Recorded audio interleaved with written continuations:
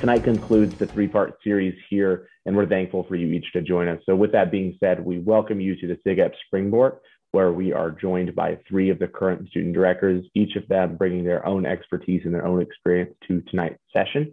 We have Nathan Kung of Georgia Alpha, Greg Pearson of Missouri Alpha, and tonight will be led by Brady Alexander of Florida Alpha. A little bit more about Brady. Brady is currently a fourth-year student at the University of Florida from Washington, D.C. originally. He is pursuing a degree in applied physiology and kinesiology. As a brother of Sigma Phi Epsilon, he has served as a vice president of communications, vice president of programming, and VP of finance, where he has helped to install new committee structures to increase the brotherhood involvement at Florida Alpha. In the University of Florida, he has also been a servant in the community, working alongside the Homecoming and Gator Growl Executive Committee as an executive producer. He has served on student government as an executive secretary of health affairs and on the faculty senate for the university. Continuing kind of Brady's long-term plans, he hopes to pursue a master's in healthcare administration upon graduation from the University of Florida. But again, just want to say thank you guys for joining us here, and I'm going to go ahead and toss the mic over to him. Awesome. Thanks, Keaton. Let me go ahead and share my screen with you all real quick. All right, are we good? Can we see the screen? Cool. Thank you guys again for coming today. We're going to be talking about owning the room tonight. So we're going to be talking about nailing that election day speech, captivating your audience, and nailing the Q&A period at the very end of the speech. So if you have any questions at all as we go on, feel free to type them in the chat and I'll get to them at the end. So our session outline today. First, we're going to talk about creating a framework for your speech. That way your speech flows coherently. We're going to talk about selling your vision. So if you came to the past two Springboard events, we talked about building your platform. So tonight we're going to be talking about how to express that platform into your speech. We're going to give some public speaking tips and tricks.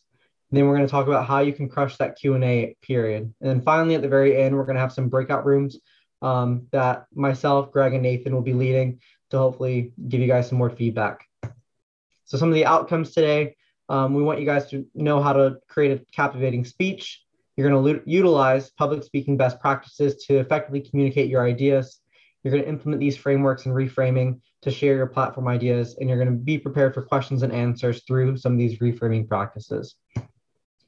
So first off, we're going to start with crafting the speech. So from the very beginning, writing your speech if you haven't already, or if you have, kind of going back and tweaking some of that. There we go. So we're going to talk about each one of these four more in depth, but kind of the outline for the speech. I know my chapter specifically at Florida Alpha, we have a 5-minute segment for your speech. That's written into our bylaws. So if you have a 5 minutes, that might be shorter, it might be more like 3 minutes, or it might be longer. You can kind of adapt that to this. So your introduction, when you open your speech, you're going to want to spend 1 minute on it. Your experiences, you're going to want to spend 1.5 minutes. Your vision is 2 minutes, and then you're going to take 30 seconds to close that speech. Biggest thing to note here is that I've allotted the most amount of time to the vision. This is that platform that you guys have been building. So this is the time that you want to sell yourself to the chapter and really encourage your guys to vote for you. So we're going to dive, like I said, deeper into each one of these. So there we go. So starting with the introduction. This is where you're going to establish that connection with your chapter. As soon as you get up there, you want to be confident. We're going to talk about body language and a little bit about that as we get forward. But you're establishing that connection right away. You want to establish yourself as a credible speaker. And if you get guys interested from the very beginning, they're going to want to listen to your speech.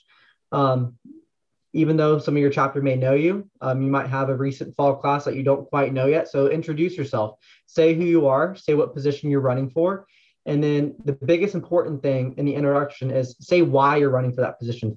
Up front, tell your individuals why you're running for that position. And I put the golden circle in parentheses. We mentioned this before, Greg mentioned this, but you really want to start with the why, how you're going to accomplish your thing, and then what you're going to do to accomplish that. So really starting in the beginning from why, working way out to how, and then ending with what.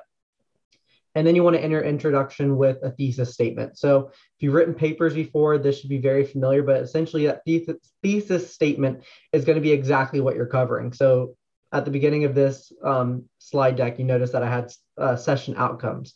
You can kind of target it like that if you wanted in terms of a thesis statement, what exactly you're going to be covering in your speech. It kind of lets people know like, okay, you don't want people thinking when is the speech going to be over, but if you kind of tell them upfront when you're going to be talking about, they're going to know kind of when to tune in to specifically listen to certain parts. Next, you're going to talk about your experiences. So this is really where you build that credibility before you share your vision. So whether that's any internal chapter involvement, external chapter involvement, really showcasing, okay, I've done this before. This experience will help me do X, Y, and Z. And one thing that I like to do is, yes, you may list all of those various involvements that you have internal and externally, but really emphasize one or two most impactful experiences that you've had, because that's going to help you answer the how of that golden circle. It's going to help you answer like, okay, this is why I'm doing it, and this is how I'm going to do it from this knowledge that I already have from these other experiences. And then kind of to wrap that section up, you're going to connect those experiences back to your position.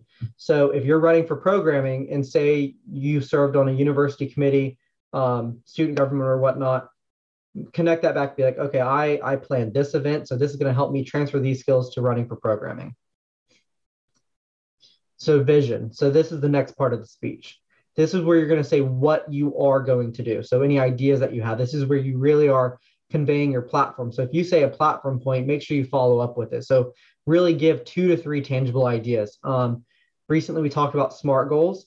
So make sure they're measurable, make sure they're attainable.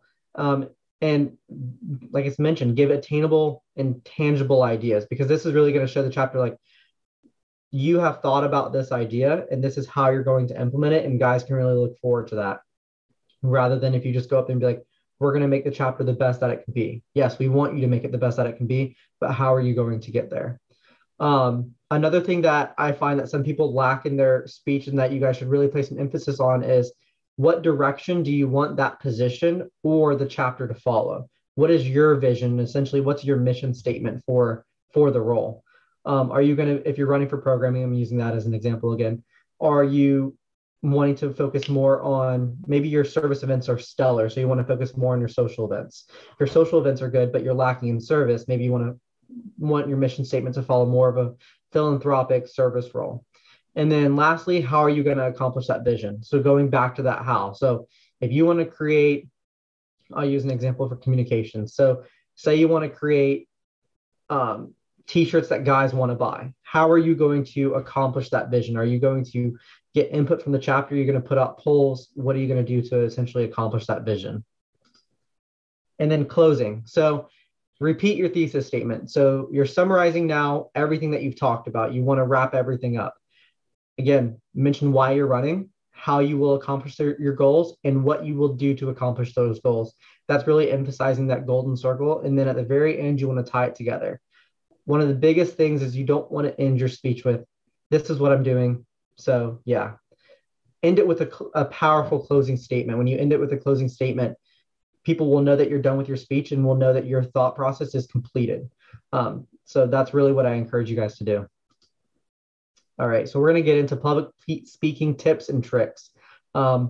Everyone struggles with these. I still struggle with one of them. So we're going to talk a little bit about each one of them. All right, so the goals for this is to own the room, engage your audience, and be more memorable. So preparation. I cannot stress this enough. Most people will say that they're going to go in and wing it. They have their speech written and they haven't read it aloud until that night of. Practice with a brother that you trust. Practice with someone that you want, whether it's a friend in the fraternity or a friend outside of the fraternity. The biggest thing is sit by yourself and read your speech out loud to yourself. If you have a typo in there, this is how you're going to catch it, because when you read something on a screen or handwritten, you might not catch that typo, but by reading it out loud to yourself, even just by yourself or with someone else, you're going to catch that typo. You don't want to accidentally say that typo when you're up there. So that's one of the biggest things to watch out for. And then know your audience. You're not writing the speech for yourself, you're writing the speech for them. So write in a style that's going to be appealing for them, that's going to be engaging for them, that they're going to be able to easily follow along. So in the moment, so during your speech, you want to follow the acronym PV legs.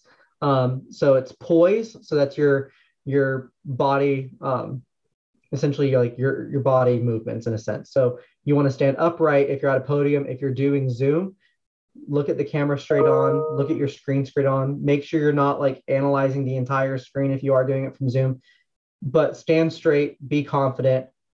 Keep your shoulders, you can kind of relax your shoulders. You don't want them tense, but just keep them relaxed.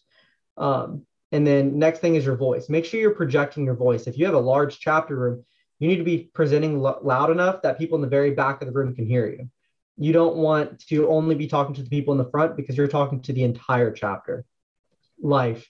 This is talking about the passion, talking about when you have your speech, make sure you're passionate about what you're talking about. Make sure that you are engaged with your own material. And then eye contact. So this is essentially eye brain, if you've ever heard of that before. But what that is you're scanning the room, you're making eye contact for about 3 to 5 seconds with each individual that you're looking at. And by making that eye contact, you're going to seem much more personable and that you're actually talking to those individuals rather than kind of looking off to the side or whatnot. If you actually make that eye contact with each individual person across the room. And then gestures, you want to kind of keep these to a minimum, but you want to utilize them, sorry, if you can. So by using those gestures, whether it's bring your hands to a neutral position, and when you talk about something, you open face hand or point with your open face hand as well. And then speed. So you want to make sure you're not talking too fast. I know I struggle with this, is I talk very fast. You want to slow down. Maybe it's when you're writing your speech and you have bullet points or a speech in front of you, you're bolding the commas or emphasizing the periods. That way it tells you to slow down, read what you're reading, and just maintain a pace that people can keep up with. And then emphasis. I put 4 things on here. Eye contact was mentioned on the other one. That's the biggest thing when you're maintaining that personable connection. Avoid filler words. Sometimes my filler word is I just slip it in there on accident. That's really what you want to watch out for. I know some people's filler words, they might be and or like or but, because. Really focus on making sure that you're not slipping up and saying too much of those, because it's going to seem that you're unprepared. The batter's box. This is a thing that I've noticed that you can do in terms of poise. So batter's box is essentially, think baseball. If you draw a batter's box where you're standing, make sure your gestures aren't going out of that. And if you're swaying too much, make sure you're staying within that batter's box. You want to stay poised and you want to stay essentially in the neutral speaking position. And then just be confident. That's the biggest thing. If you go in prepared, you're going to be confident. You're going to sound like you know what you're doing. All right, so that was everything that has to do with the speech, the 5-minute speech that you guys are all going to nail.